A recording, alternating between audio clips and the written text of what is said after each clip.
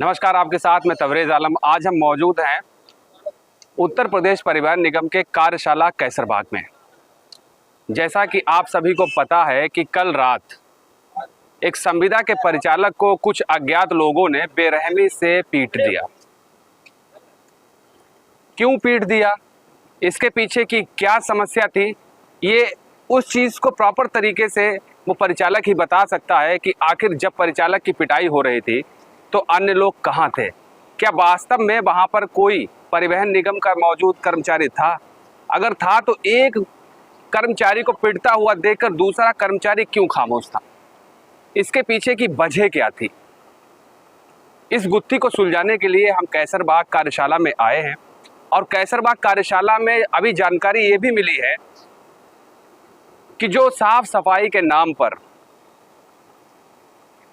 Month का जो पैसा, जो बिल पास होता है, वो बिल पास होकर क्षेत्रीय प्रबंधक तक जाकर कैसे पास होता है। अगर ग्राउंड जीरो पर हम आपको दिखाने की कोशिश करें तो कैसरबाग की कार्यशाला में ऐसे कई वो कक्ष हैं, कई वो पटल हैं जो प्रतिदिन साफ सफाई होती है और झाड़ू लगती है, कह सकते हैं कि पोछा भी लगता है।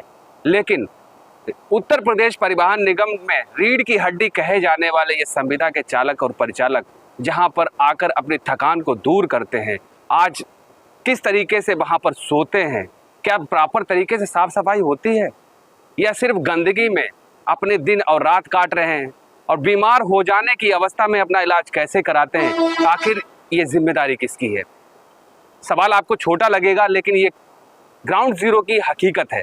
इस हकीकत से रूबरू हम आपको वो भी कराएंगे कि कहाँ पर प्रॉपर तरीके से सफाई होती है, कहाँ की लाइटिंग अच्छी है, कार्यशाला में जो लाइट लगी है वो कैसी लगी है। यहाँ तक कि कुछ यहाँ के मौजूद कर्मचारियों ने ये भी बताया है कि कार्यशाला में कुछ बड़े बड़े लाइट्स तो लगे हैं, लेकिन सही बोले तो रात में जब कैश जमा करने जाते हैं तो वापसी आने और जाने में भय लगता है। उन्होंने ये बात बोली तो है लेकिन कैमरे के सामने बोलने से थोड़ा हिचकिचाए, क्योंकि उनका कहना है कि अगर हमने स्पष्ट साफ बोल दिया तो अधिकारी हमको बुलाकर बहुत नाराज़ होंगे और हमसे कह सकते हैं कि नाराज़गी व्यक्त करेंगे अधिकारी। तो इन्हीं चीज़ों का आज हम कुछ दिखाएंगे आपको। कैमरा पर्सन से कहेंगे थोड़ा सा हमारे साथ में आए प्लीज़। तो सबसे पहले तो हम यहाँ पर आपको दिखाएंगे कि ओके पार्किंग स्थल लिखा हुआ है, ये पार्किंग है कैसरबाग बस स्टेशन की। तो सबसे पहले हम आते हैं, जो ये कह सकते हैं यहाँ पर चालक विश्राम कक्ष है, यहाँ लिखा हुआ था, हालांकि दोबारा लिख सकता है। सबसे पहले हम गेट पर आपको दिखाएंगे, ये गेट की वो तस्वीरें हैं जहाँ पर थूक, पान, पुड़िया, सब्जी सब पड़ा हुआ है। और ये भी कहा जाता है कि कैसरबाग बस स्टेशन का जो मंथली या रिकवरी जो भी इस तरीके से अगर जो स्टेटमेंट साफ सफाई के नाम पर जाता है वो पूरी तरीके से जाता है, पास भी हो जाता है। लेकिन हकीकत पूछो तो क्या चालक परिचालक इस गंदगी में रहने के लिए हैं? क्या वास्तव में इतने गिर चुके हैं कि इस गंदगी में अपनी सांसें ले रहे हैं? तो और भी तस्वीरें हम आपको अंदर की दिखाएंगे। तो कह सकते हैं कि चालक परिचालक जहां पर अपनी थकान दूर करते हैं वहां की ये हाल है। दादा क्या नाम है आपका? क्या नाम है आपका? संजय पांडे। ये झाड़ू पोछा हमको तो नहीं लगता कि ये पर डे लगता होगा। Per day? अरे महीने में भी लग जाए तब भी ठीक है। तो क्या कहना चाहेंगे सफाई व्यवस्था पर? इसकी बिलिंग तो पास हो जाती है क्षेत्रीय प्रबंधक तक। सब बढ़िया भैया, पास होती है। सरकारी काम ऐसे होते हैं। सरकारी काम ऐसे होते हैं। तो क्या चालक परिचालक या गंदगी में क्या करेगी, क्या करोगे? नौकरी करना रहो, अच्छा नहीं करना कर जाओ। तो आप देख लीजिए, इन तस्वीरों में देख लीजिए, कूड़े के अंबार रेस्ट रूम के अंदर है। अगर झाड़ू लगी होती तो क्या हुआ होता? ये भाई साहब मोबाइल चला रहे हैं, इनसे पूछेंगे। भैया क्या नाम है आपका? क्या नाम है? संतोष जी, क्या कहेंगे? ये साफ सफाई आप लेटे हैं, हम समझ सकते हैं कि प्रॉपर होती है साफ सफाई? हम तो यार आज आए इनके अंदर। अच्छा आज आए, क्या लगता है अगर ये रोज होती तो इतनी गंदगी होती? तब तो इतनी नहीं होनी चाहिए। अच्छा हिसाब से हो। हाँ, तो भैया कह रहे हैं कि हाँ अगर प्रतिदिन साफ सफाई हो तो इतनी गंदगी ना हो। अब हम कह सकते हैं कि आपको दिखाने की ये वो तस्वीरें हम आपको दिखा रहे हैं जहाँ पर लगातार वो सभी चीजें हैं, जहाँ पर चालक और परिचालक आते हैं, उसके बाद क्या क्या समस्याएं रह जाती हैं। इसके बाद आप ये देख ही लीजिए। तो आखिर ये फंड, ये बिल क्यों पास कर दिए जाते हैं साफ सफाई पर, धुलाई पर, जब इतनी गंदगी है? उसके बाद ही यहाँ पर जो मौजूद है, अब हमारे साथ यहाँ पर जो मौजूद हैं, जिनके साथ रात में एक घटना हुई थी, इनको बहुत ही बुरी तरीके से कई अज्ञात लोगों ने पीटा था। सबसे पहले क्या नाम है आपका सर? सुमित कुमार यादव। सुमित जी, क्या हुआ था, पूरा मामला बताइए जरा। दो लोगों ने हमारे साथ हैवानियत जिसको बोलते हैं उस तरीके से, मैं उनको नहीं जानता था। हम्म उन लोगों ने क्या किया क्या नहीं किया, हम्म किस लिए उन्होंने हमें मारा, हमको उसकी भी जानकारी नहीं। अच्छा, तो कितने लोग थे आपको अचानक से मारने पीटने लगे? आपका मोबाइल, पहले- आपका पर्स, पैसा कुछ गायब हुआ या नहीं हुआ? नहीं, क्या मेरा कैसे? कुछ भी गायब नहीं हुआ है, हम्म मगर पहले दो लोग थे, मगर उन्होंने खींच करके रोड उस पार एक दुकान में ले गए। हम्म वहां पे कम से कम 12-14 लोग थे अच्छा। जी। हमारा किसी से कोई मैटर नहीं था। हाँ। उन्होंने हमारे ऊपर क्यों हाथ चलाया, क्यों मारा, हम्म इसकी जानकारी हमें नहीं। अच्छा, तो फिर कैसे बचा हुआ, क्या कुछ हुआ था फिर? पहले हाथ किसने उठाया? दो लड़के जो अज्ञात थे, हाँ हाँ। पहले उन लोगों ने उठाया, बाकी कुछ वकील लोगों ने जो है मारा। अच्छा, तो वो हमें वकील ही थे चोट या? भी आई है, ये देखो, हम्म जो पूरा सूजन में है। एक वकील साहब ने हमें हेलमेट भी मारा है अच्छा, जी। कितनी देर तक ये हाथापाई, समय क्या हुआ था रात का? रात का समय वही रहा होगा, करीब 9:50 रात के समय मतलब करीब 10 बजने वाले थे। जी। तो फिर कैसे आप अपने आप को बचाते हुए कहाँ गए फिर? पुलिस की जैसे मदद ली जैसे कि हाथ नहीं ली? पैर जोड़ करके हम वहां से जो है वापस आ पाए। अच्छा, तो क्या इसकी जानकारी आपने कुछ लोगों को दी, अपने सहायक क्षेत्रीय प्रबंधक को दी? ऐसी सबको घटना दी, आपके? मगर किसी ने कोई सुनवाई नहीं की। तो क्या लगता है कि ऐसे उत्तर प्रदेश परिवहन निगम में संविदा चालक परिचालकों को बेरहमी से पीटा जाएगा और कोई बोलेगा नहीं क्या? नहीं तो ये तो हमें आने वाले समय में, जब मेरे साथ ऐसी घटना हुई तो होने को किसी के साथ हो सकती है। अगर मान लीजिए कि आपके पास कैश होता और आप वहां से यहाँ जा रहे होते, आ रहे वो भी होते, चला जाता, सरकारी पैसा होता, मशीन बैग होता है, चला जाता, हाथ में मोबाइल होता तो चला जाता, हम्म मगर वो तो कहो इत्तेफाक ऐसा था कि मोबाइल नीचे की जेब में था। तो फिर उसके बाद क्या हुआ फिर? कुछ नहीं हुआ, कोई जब सुनवाई ही नहीं तो क्या होना क्या। किसी ने कुछ हलचल लेने, कोई अधिकारी, कोई किसी ने पूछा तक नहीं कि क्या हो गया था? कुछ नहीं। तो आपको क्या लगता है, मनोबल डाउन नहीं होता है कि एक तरीके से कहें हम कि जब एक के साथ ऐसा हो रहा है तो फिर दूसरे के साथ भी हो सकता है? बिल्कुल होगा, होगा काहे नहीं। तो आप बोलेंगे कि नहीं बोलेंगे अगर दूसरे के साथ ऐसा हो रहा होगा? आपके साथ तो कोई नहीं बोला, कह सकते हैं कि बहुत ही सम्मानित लोग हैं। मैं हर स्थिति में हर स्टाफ के साथ यदि कोई व्यवस्था करता है, बाहरी व्यक्ति या डिपो का है तो समझौता, बाहरी व्यक्ति है तो उसको भी समझाने का प्रयास किया जाता है। यदि नहीं मानता है तो जैसे मानेगा वैसे मनाने का प्रयास करते हैं। तो एक मैसेज ये निकलता है कि आप पर जब विपत्ति आई तो आपका किसी ने समर्थन नहीं किया? नहीं किया। ये दोस्त, ये और अन्य स्टाफ लोग आपका कोई समर्थन नहीं? किसी, जब वहाँ कोई मौके पे था नहीं, हाँ घटना स्थल पे होते तो मदद होती, हम ये नहीं कह रहे, हाँ। मगर वो लोग जब वहाँ मौके पे, मैं अकेला था। पुलिस की सहायता क्यों नहीं ली? पुलिस की सहायता ली, पुलिस ने जो है 112 आई।